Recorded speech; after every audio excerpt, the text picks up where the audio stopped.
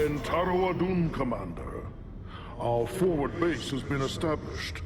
The foolish Terrans continue to bring their forces to this platform.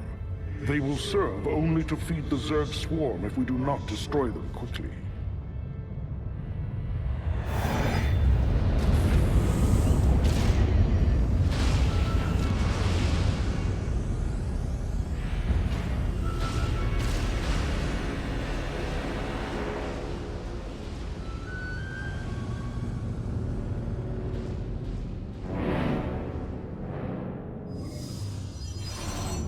Ladies and gentlemen, we're now going to show you a demo of StarCraft 2.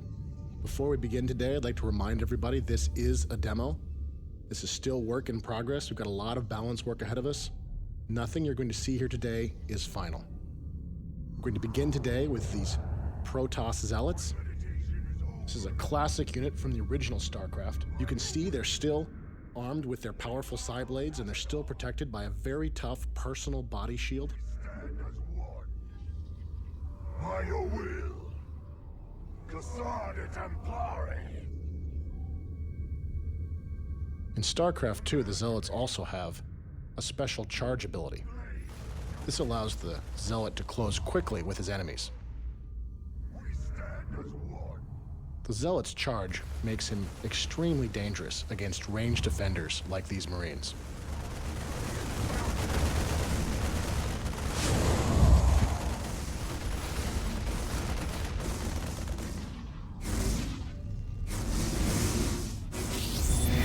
Attention, Protoss. This is Admiral Gascavir of the Terran Dominion. You will withdraw immediately or be annihilated.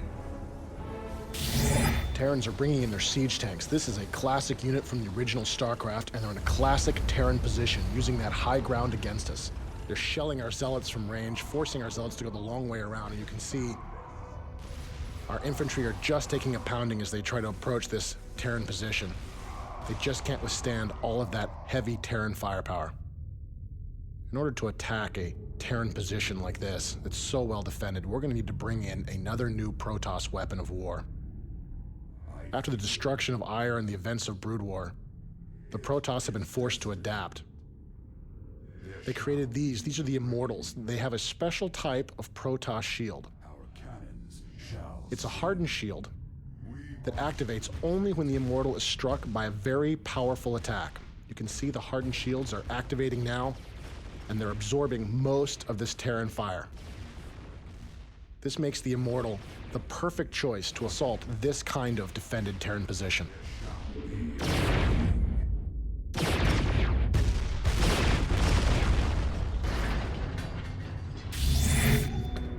Reapers, move it!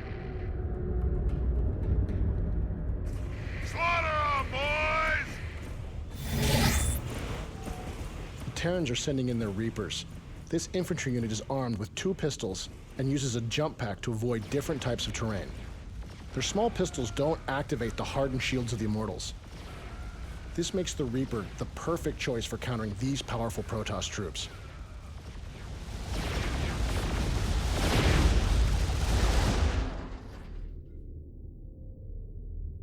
This kind of fast, bloody raid is something the Reapers really excel at. You can see how powerful they can really be hunting down slow-moving units on the field of battle. In addition, the Reapers can use their jump packs to be very effective base raiders.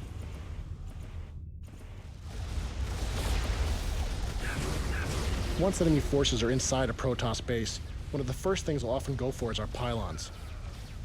And with our pylon down, our photon cannons go offline, making us vulnerable to continued attack. Fortunately, we have some new weapons. The Protoss can use the Phase Prism to create a power field anywhere they wish. You can see with our photon cannons back online, these Reapers have no choice but to run for cover.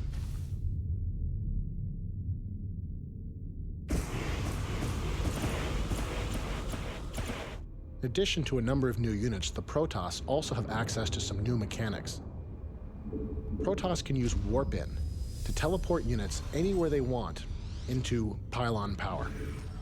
You can see here we've created some Stalkers. This is a new type of specialist Protoss Dark Dragoon.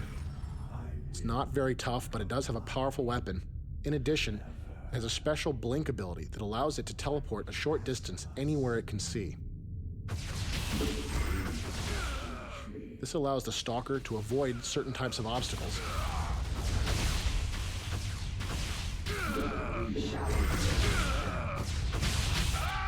And it also makes the Stalker very potent at chasing down fleeing enemy forces.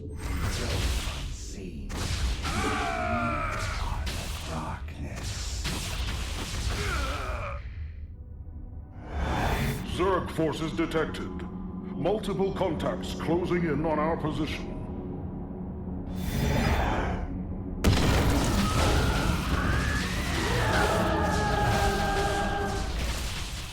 The Zerg have arrived sooner than we expected. You can see they're using their Nidus worms here to create a beachhead, sending Zerglings against us. You'll also notice that we're using our Stalkers here to blink away from these Zerglings. This is an example of how a skilled player can use the Stalker's blink ability to great advantage. Unfortunately, there's simply too many Zerglings for our Stalkers to survive.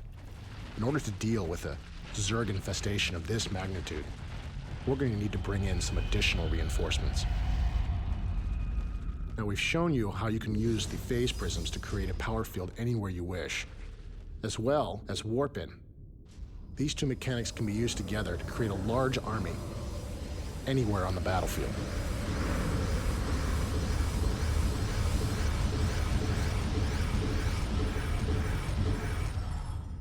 We are the Blades of Ire.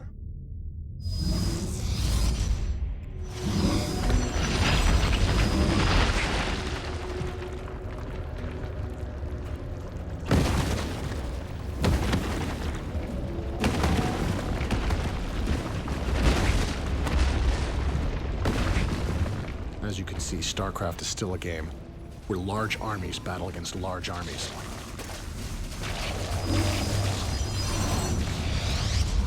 Our upgraded Zealots can hold the line here for a short time, but in order to really survive against this many Zerglings, we're going to need to bring in some additional firepower. These are the Colossus.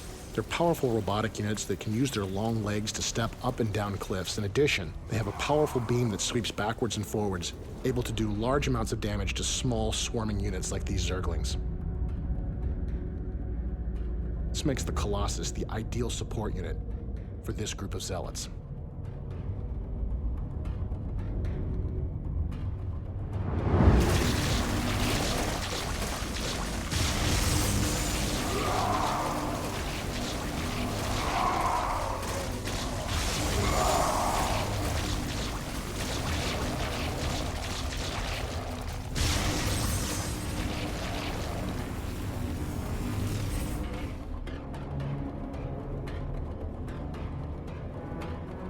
We are the Blades of Ire.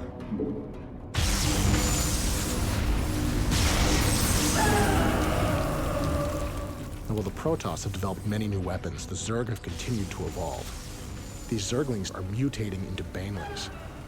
These small, suicidal creatures are filled with explosive chemicals and corrosive acids. Makes the Banelings very potent against Zealots that have no defense, and even dangerous against the mighty Colossus. You can see our last Colossus here is forced to run, try to get to high ground in order to survive.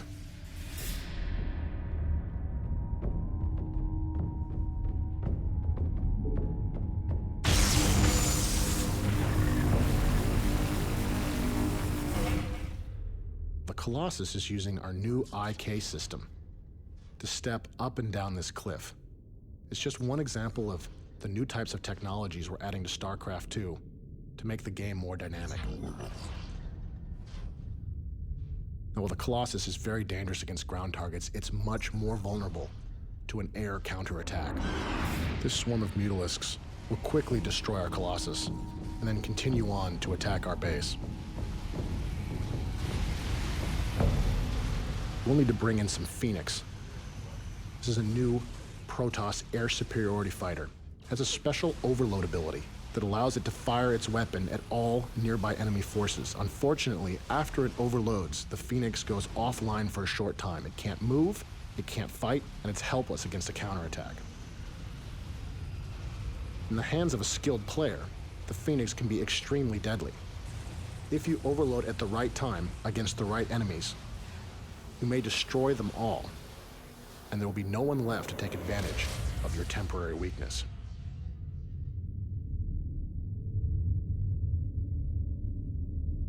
Time for battle.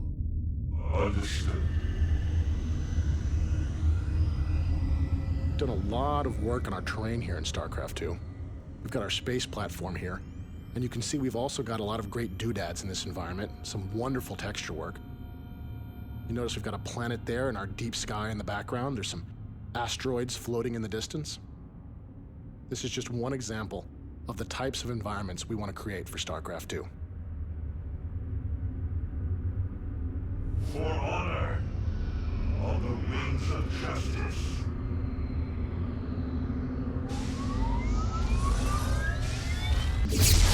While the Phoenix are very powerful against small flyers like Mutalisks, they're much more vulnerable to heavily armed and armored targets like these battlecruisers. They just don't have the firepower to cut through that thick Terran armor.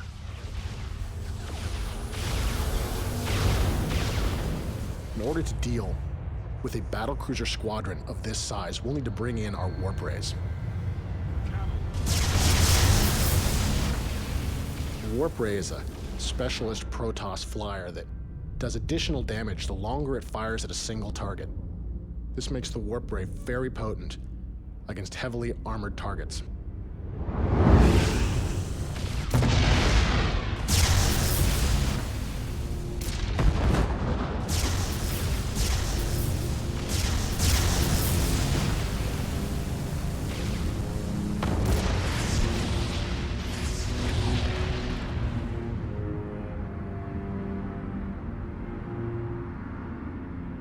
Same thing that makes the warp ray powerful against battlecruisers also makes it very powerful against enemy structures.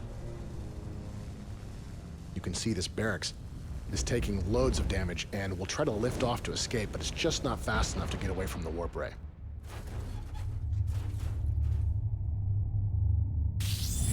All right, you alien freaks. You made your choice. Now you're gonna pay the price.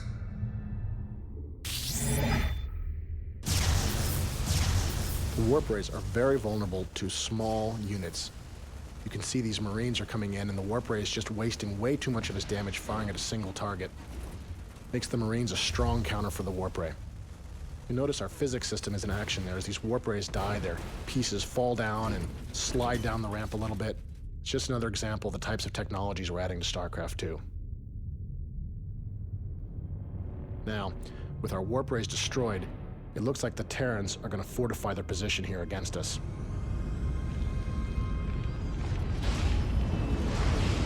As we approach the end of our demo here today, there is one last unit we'd like to show you. Now our foes will feel the power of the Protoss.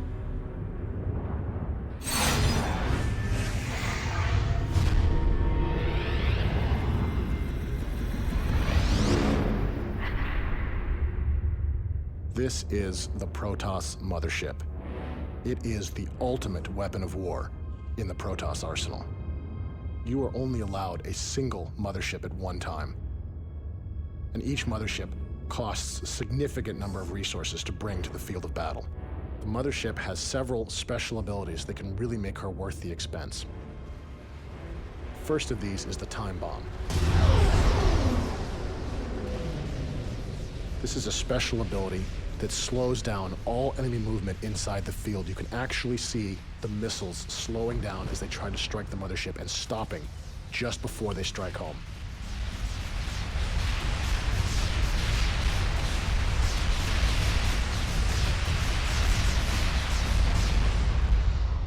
When the field goes off, the missiles fall harmlessly to the ground. This makes the mothership extremely potent against fixed base defenses like these missile turrets. In addition to her time bomb ability, the mothership also has a special attack that she can employ against ground targets. This is the Planet Cracker. Ordinarily, this would expose your mothership to significant enemy fire. But as you can see, these Marines simply don't have the firepower to punch through that thick Protoss shield.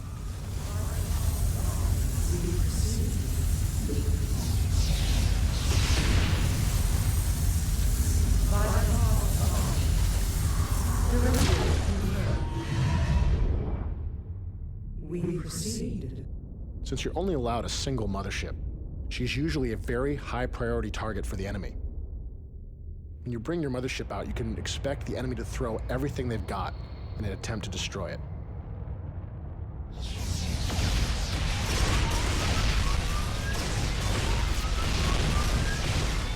The motherships have a limited amount of energy, which controls how often they can use their special abilities. In a real game, this mothership would now be out of energy and very vulnerable to a counterattack, but since this is our demo, we're going to cheat a little bit here and give this mothership some additional energy. This additional energy will allow our mothership to employ her final ability. The mothership can create a black hole, which is extremely dangerous to enemy flyers.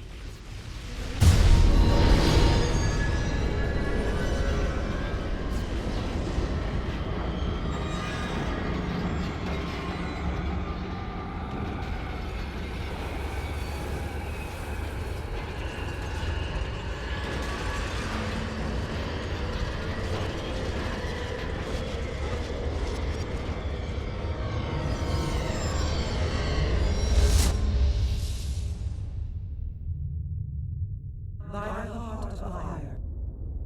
We proceed. Directive confirmed. The final battle is joined.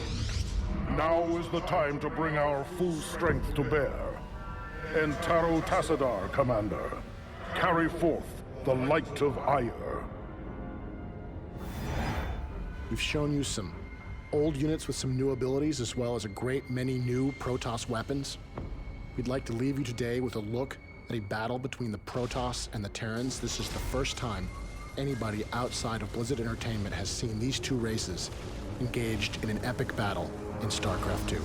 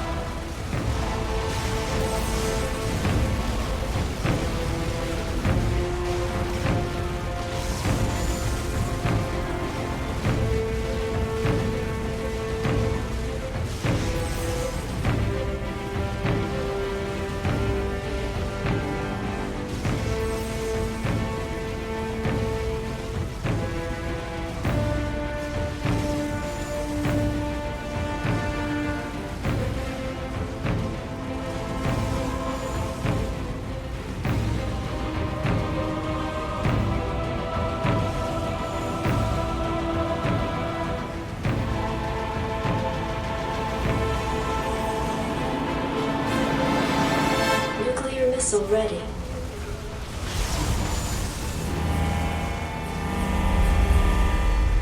Nuclear launch detected.